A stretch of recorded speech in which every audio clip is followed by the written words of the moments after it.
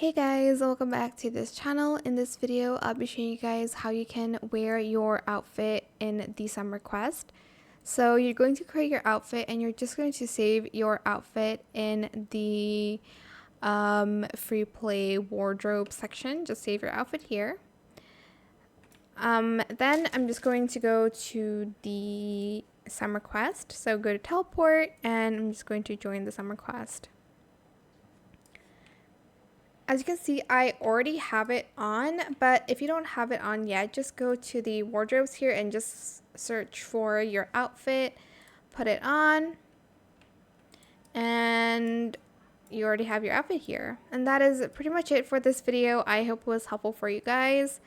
Don't forget to like, comment, share, and also subscribe to this channel if you haven't done that already. If you have any more questions about this video, just leave it in the comment section down below. I will try my best to answer them all for you guys. And if you found this video helpful, please click the thanks button as well. And that is it. Thank you so much for watching. Bye.